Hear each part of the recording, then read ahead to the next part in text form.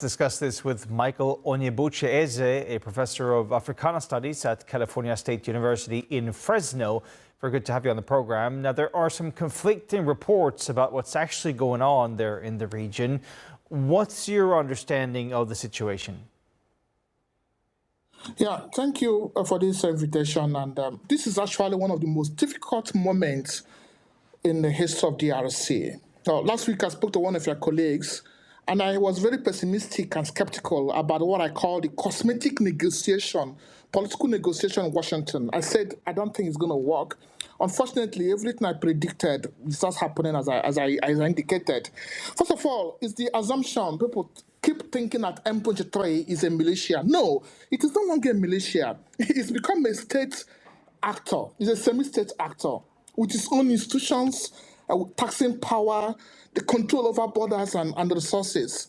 And so, despite the so-called diplomatic headlines we're having, violence is increasing.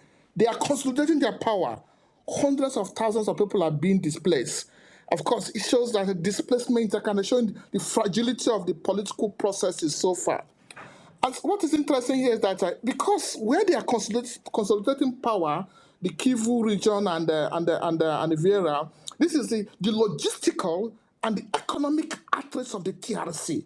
So there are three pillars here. Of course, we know about the external support coming from across border. That's the first pillar of support. Then each place, every place they consolidate, they took over the economic resources of that region and they use it to fuel the conflict, of course. And then, of course, they become a kind of a semi-institution. They become a parallel state. It's no longer a militia. So I think, first of all, we have to cease calling it a militia. It is now a state within that region.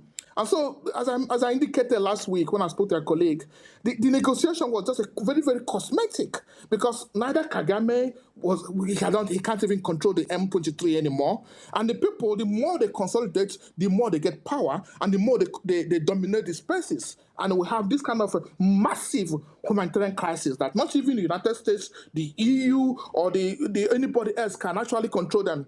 Much like saying, even if Kagame is indirectly responsible, or any external factor is indirectly responsible, they have created a Frankenstein kind of a monster they cannot control anymore. It was very laughable bringing two elites to Washington to talk about nothing without bringing the main actors in the room. That was the first mistake. That was the first mistake because the people assumed that they could control them, but they can't. They have the resources now that even other state actors are even envious of the resources they have. And people are, the more they get that kind of power, the more people become interested, the more they get legitimation within that region. And so it's very, very complicated at this point. So do you think that it's time to sort of recognize them as an actual state actor, not just a semi-state actor, but actually almost like a government controlling a certain patch of land? Absolutely, it's a parallel state. So, because the states, if neither Kagame nor the DRC, they no longer have monopoly of violence. In fact, the M23 seems to have a superior monopoly of violence. So they need to be recognized as a parallel state actor at this point in time and negotiated on that basis. And that was why the negotiation in Washington was a tragedy, because someone should have told the President Trump, I'm sure he meant well, but someone should have told him, hey, let us rethink this. We need a new political imagination. We need to rethink the kind of dialogue. Political settlement is no longer the case. We need to go beyond the ordinary cosmetic political dialogue to new political imagination to bring all those guys. You know, I always tell my students, this is a phrase I use on my students, go drink coffee with someone you do not like. They should bring all of them in the same room. And this was an opportunity that Donald Trump missed. I wish he had brought them to the table. Maybe there will be hope.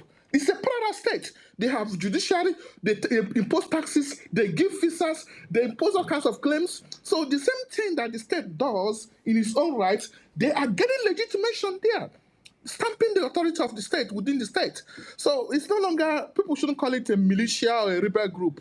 It's now a new state. And the more they get economic resources, the more they get consolidated and empowered, that no external factors can control them anymore. It's developed, it's evolved into an autonomous parallel state. And that's why it is very, very dangerous. It's very concerning. Why? Because, of course, the humanitarian situation is deteriorating. Within a few weeks, 200,000 people have been displaced.